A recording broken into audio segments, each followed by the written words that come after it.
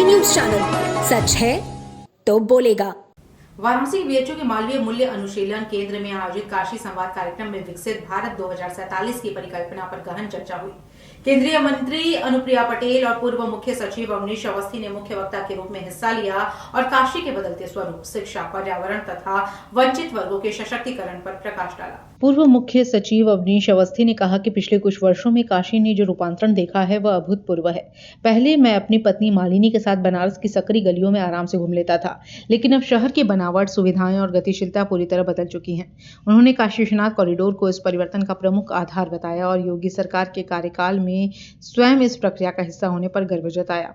शिक्षा पर जोर देते हुए अवस्थी ने कहा कि 2047 तक विकसित भारत बनाने के लिए लर्निंग आउटकम को बेहतर बनाना सबसे बड़ी प्राथमिकता है।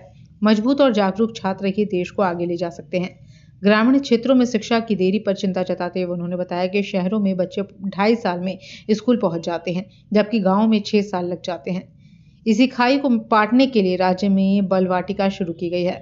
पर्यावरण के क्षेत्र में उत्तर प्रदेश की उपलब्धियां गिनाते हुए उन्होंने कहा कि बायोगैस उत्पादन में प्रदेश देश में पहले और पीएम सोलर मिशन में चौथे स्थान पर है।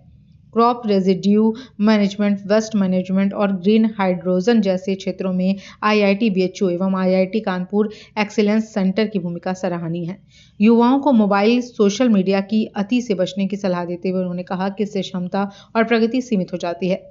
केंद्रीय मंत्री अनुप्रिया पटेल ने कहा कि आजादी के 75 साल बाद भी देश का बड़ा वर्ग चुनौतियों से जूझ रहा है। विकसित भारत तभी बनेगा जब सरकार वंचित वर्गों और महिलाओं के लिए समर्पित होकर काम करे। उन्होंने बताया कि सरकारी योजनाओं से महिलाओं को सबसे ज्यादा लाभ मिला है, जिससे मातृत्व और मृत्यु दर में उल्लेखनीय कमी आई है। पर्यावरण संरक्षण पर उन्होंने कहा कि भारत अपने वैश्विक दायित्वों का सबसे ईमानदारी से पालन कर रहा है।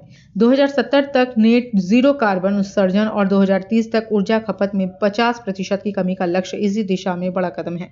कार्यक्रम में बड़ी संख्या में शिक्षाविद, छात्र और नागरिक उपस्थित रहे। आयोजकों ने इसे विकसित भारत की दिशा में एक विचारपूर्ण मंथन बताया।